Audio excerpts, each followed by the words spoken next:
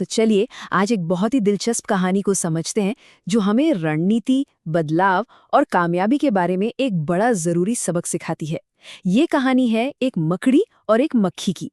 सुनने में ये एक मामूली सी कहानी लग सकती है, लेकिन यकीन मानिए इसके जो गहरे मतलब हैं वो आज की दुनिया में हमारे लिए बहुत काम के हैं।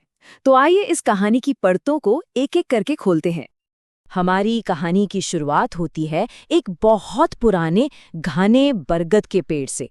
अब ये सिर्फ एक पेड़ नहीं था, बल्कि अपने आप में एक पूरी दुनिया थी, जहां दो बिल्कुल अलग-अलग सोच वाले जीव अपना अपना काम करते रहते थे।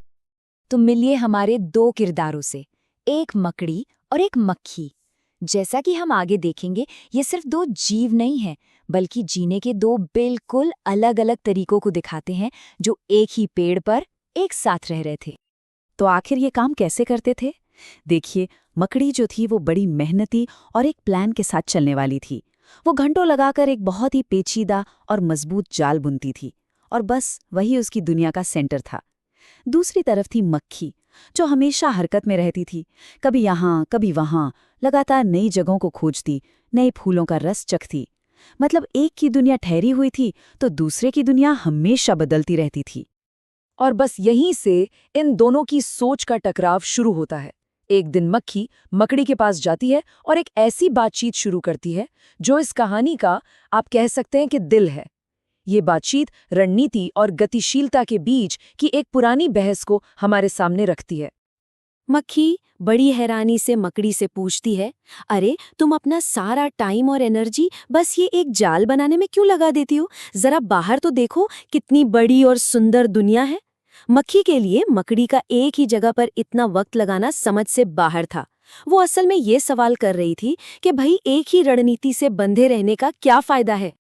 और मकड़ी का जवाब सुनिए, पूरे घमंड और यकीन के साथ वो कहती है, अरे तुम तो बस बिना किसी मतलब के इधर उधर भटकती रहती हो। मैं एक रणनीतिकार हूँ। मेरा खाना तो खुद चलकर मेरे पास आता है।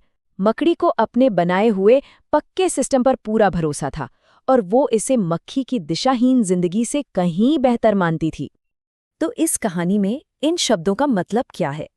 मकड़ी का रणनीतिक होना मतलब एक पक्का प्लान बनाना और उस पर टिके रहना, इस भरोसे के साथ कि नतीजा खुद ब खुद आएगा। वहीं मक्खी, जिसे मकड़ी लक्ष्यहीन कह रही है, वो बिना किसी फिक्स्ड प्लान के बस नए नए मौकों की तलाश में रहती है। लेकिन बात यहीं खत्म नहीं होती।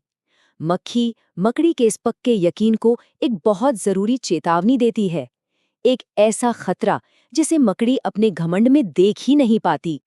और मक्खी की ये बात कहानी का रुख ही बदल देती है।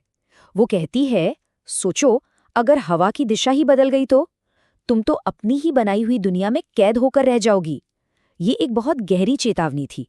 मक्खी ये बता रही थी कि जो चीज आज तुम्हारी ताकत है, वही कल किसी अनजाने बदलाव की वजह से तुम्हारी सबसे बड़ी कमजोरी बन सकती है। पर मकड़ी ने उसकी बात पर जरा भी ध्यान नहीं दिया। उसे अपने बनाए सिस्टम पर इतना भरोसा था कि उसे किसी भी तरह के बदलाव या खतरे की कोई फिक्र ही नहीं थी। उसने मक्खी की उस दूर की सोच वाली सलाह को पूरी तरह से अनसुना कर दिया। और अब कहानी अपने सबसे अहम मोड़ पर पहुंचती है। अब प्रकृति खुद एक बाहरी ताकत बनकर इन दोनों की सोच का इम्तिहान लेने वाली थी। अब देखने का वक्त था कि किसकी रणनीति सच में बेहतर थी, एक जगह टिके रहना या हालात के हिसाब से बदलना। ठीक एक हफ्ते बाद एक जबरदस्त तूफान आता है। ये वही अनहोनी थी जिसके बारे में मक्खी ने पहले ही चेताया था। एक ऐसी ताकत जो मकड़ी के कंट्रोल से बिल्कुल बाहर थी और जो सब कुछ बदलने वाली थी। तो तूफान का नतीजा क्या हुआ? बिल्कुल साफ। मकड़ी का वो शानदार और मजबूत जाल हवा में तिनके की तरह बिखर गया। वो बेघर हो गई, भूखी रह गई। उसकी सारी की सारी मेहनत एक पल में जीरो हो गई। और मक्खी, अरे वो तो गतिशील थी। उसे पता था कि तेज हवा से कैसे बचना है। तूफान खत्म होते ही वो सुरक्षित थी और फिर से अपने काम में लग गई। तो आखिर इस कहानी से हमें सीख क्या मिलती है? सफलता का असली राज क्या है? चलिए अब कहानी के सबसे जरूरी सबक को समझते हैं।